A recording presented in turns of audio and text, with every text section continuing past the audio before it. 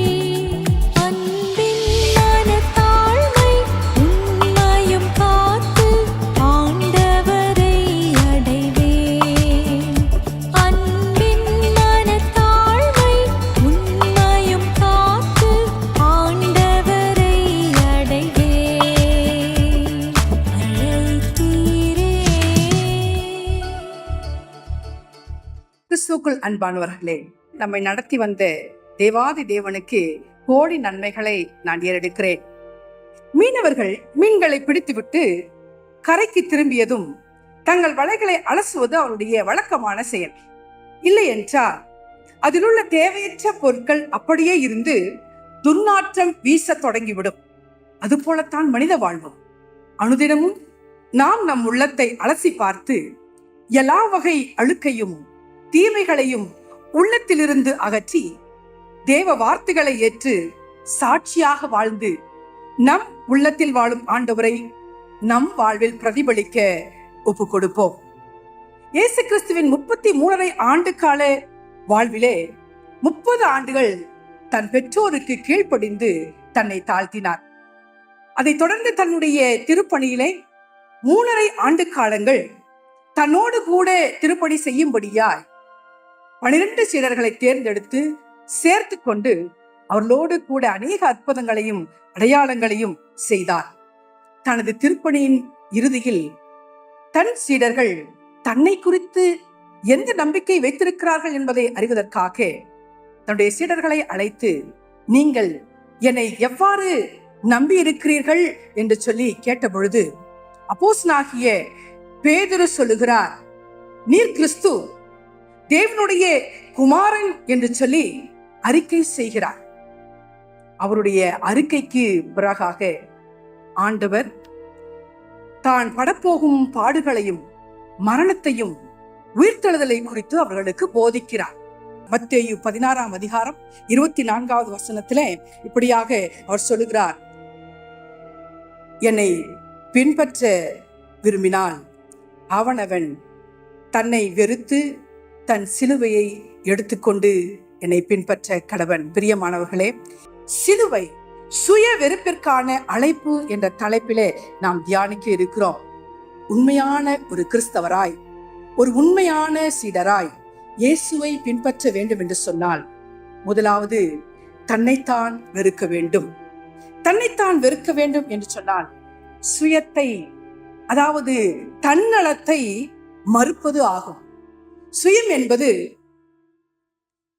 நான், என் குடும்பம், என் வேலை, என் எதிர்காலம், என்னுடைய உறவுகள், என்னுடைய பெயர் பிரஸ்தாபம், என்னுடைய அந்தஸ்து, என் அங்கீகாரம், என்னுடைய கல்வி, என்னுடைய திறமை என்று சொல்லி என்னுடையவர்களுக்காக மட்டும் வாழ்வதும் என்னுடையவர்களுக்காக மட்டும் செயல்படுவதாகும் என்று சொல்லி நாம் பார்க்கிறோம்.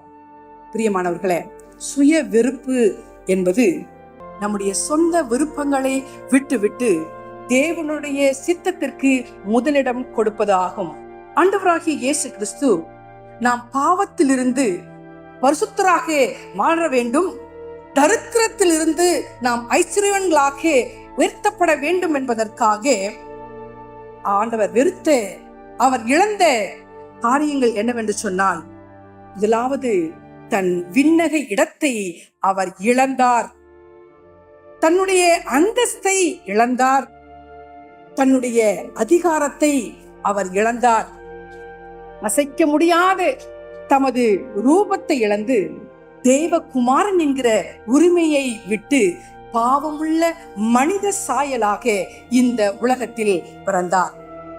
அவர் இந்த உலகில் வாழ்ந்தபோது 100% மனிதனாகவும் 100% தேவனாகவும் இருந்தார் என்று சொல்லி பார்க்கிறோம். எந்த சூழ்நிலையிலும் தன் தெய்வீக ஆற்றலை தனது சொந்த உபயோகத்திற்காக அவர் பயன்படுத்தவில்லை. சிலுவைக்கு நேரான பயணத்திலே தன்னை கைது செய்ய ரோம சேவர்கள் வருகின்ற பொழுது கிறிஸ்துவினுடைய சீடர் ஒருவருடைய காதை வெட்டி விடுகிறார். அப்பொழுது இயேசு அவனை நோக்கி, நான் என் பிதாவை வேண்டிக் கொண்டால் அவர் 12 லேகியோனுக்கு அதிகமான தூதரை அனுப்ப மாட்டாரா என்று சொல்லிவிட்டு அந்த இடத்திலே தனக்கிருந்த வல்லமையை தமக்காக அவர் பயன்படுத்தவில்லை என்று சொல்லி நாம் பார்க்கிறோம். பிரியமானவர்களே, இப்படியாக பிறப்பு முதல் மரணம் வரை கீழ்ப்படிந்து தம்மை தாமே தாழ்த்தி தேவ சித்தத்திற்கு தம்மை ஒப்பு கொடுத்தார் என்று சொல்லி, ஒருவேளை இந்தியாவிற்கு வந்த மிஷனரிகள் நற்செய்தியை இந்தியர்களுக்கு கொடுத்து இருளிலிருந்து அவர்களை வெளிச்சத்திற்கு கொண்டு வருவதற்காக தங்களுடைய வாழ்வை இழந்தார்கள், தங்களுடைய உறவுகளை இழந்தார்கள். குறிப்பாய் கிரஹாம் ஸ்டெயின்ஸ் தன்னையும் தன் உறவையும் இழந்தார் என்பதை நாம் நினைவு கூற அழைக்கப்படுகிறோம். அதே போல தன்னுடைய வசதியான வாழ்க்கையை இழந்து தன்னுடைய தொப்பியிலே கஞ்சியை குடித்துவிட்டு திருப்பணியை செய்த ரேனியஸ் ஐயரை நாம் இந்த நேரத்தில் நினைவு கூற அழைக்கப்படுகிறோம். பிரியமானவர்களே, அப்போஸ்தலனாகிய பவுல் தன் மேன்மையை, தன்னை இழந்தார், தன்னுடைய அந்தஸ்தை இழந்தார். அப்படி அவர் இழந்ததினாலே நாம் பெற்றுக்கொண்ட நன்மை என்னவென்று சொன்னால், நம் வாழ்வை மாற்றி அமைக்கக்கூடிய 13 நிரூபங்கள் நமக்கு கொடுக்கப்பட்டது. ஆம் பிரியமானவர்களே, ஒருவருடைய இழப்பு மற்றவர்களுக்கு ஆசீர்வாதமாக அமைகிறதை நாம் பார்க்கிறோம். ஆண்டவராகிய இயேசு கிறிஸ்து நமக்காக தன்னை தேவனுக்கு சமமாய் இருப்பதை அவர் இழந்ததினாலே ஆண்டவர் எல்லா நாமத்திற்கும் மேலானவராக அவரை உயர்த்தினார் என்று சொல்லி நாம் பார்க்கிறோம். மத்தேயு 16:25 ஆண்டவராகிய இயேசு கிறிஸ்து சொல்லுகிறார், தன் ஜீவனை ரட்சிக்க விரும்புகிறவன் அதை இழந்து போவான், என் நிமித்தம் தன் ஜீவனை இழந்து போகிறவன் அதை கண்டடைவான் என்று சொல்லி. ஆம் பிரியமானவர்களே, சுயநலம் சார்ந்த வாழ்வை விட்டுவிட்டு கிறிஸ்து நமக்கு காட்டி சென்ற சுயநலமற்ற முன்மாதிரியை பின்பற்றி சுயத்தை வெறுத்து நாம் கிறிஸ்துவை உயர்த்த வேண்டும். ஒவ்வொரு நாளும் நாம் சொந்த ஆசைகள், நம்முடைய முன்னுரிமைகள், வசதிகளை விட்டுவிட நாம் போராட வேண்டும். தீமைக்கு தீமை செய்வது என்பது மனித சுபாவம். சத்ருவையும் சிநேகியுங்கள், சபிக்கிறவர்களை ஆசீர்வதியுங்கள், பகைக்கிறவர்களுக்கு நன்மை செய்யுங்கள், துன்பப்படுத்துகிறவர்களுக்கு ஜெபம் பண்ணுங்கள் என்று ஆண்டவராகிய இயேசு கிறிஸ்து தன்னுடைய சுபாவத்தை சீடர்களுக்கு கற்றுக் கொடுக்கிறார். அது மாத்திரமல்ல, கிறிஸ்துவுக்காக நாம் நன்மை செய்து துன்பப்பட நேர்ந்தாலும், பொய்யாய் பழி சொற்களை சுமத்தினாலும் ஏற்றுக்கொள்ள ஆயத்தமாய் இருக்க வேண்டும்.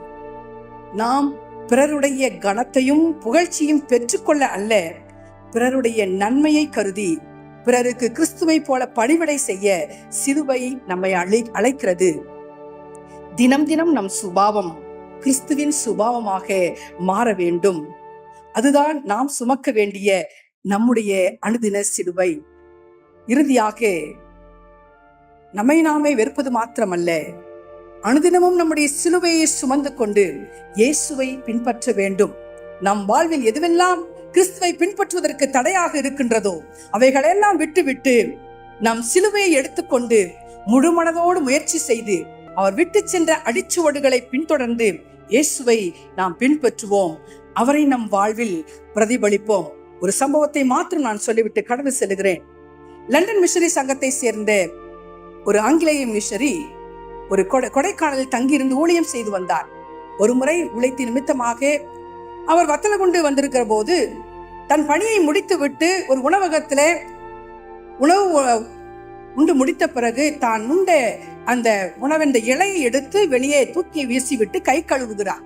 அப்பொழுது அவருடைய அந்த இலையில இருந்த அந்த உணவு பருக்கைகளை ஒரு சிறுவன் அதை பொறுக்கி சாப்பிடுகிறதை கண்டு அவனை பிடித்து அழைத்து வந்து அவனுக்கு உணவளித்து விட்டு அவனை குறித்து விசாரிக்கிறார். நீ யார்? உன் பெற்றோர் யார்? நீ எங்கே இருக்கிறாய் என்று விசாரித்த போது அவன் சொல்லுகிறான், எனக்கு பெற்றோர் இல்லை, எனக்கு தங்கும் இடமில்லை என்று சொன்ன போது, என்னோடு கூட நீ தங்குகிறாயா என்று விசாரிக்கும் போது அவன் அதற்கு ஒப்புதல் அறிவிக்கிறான்.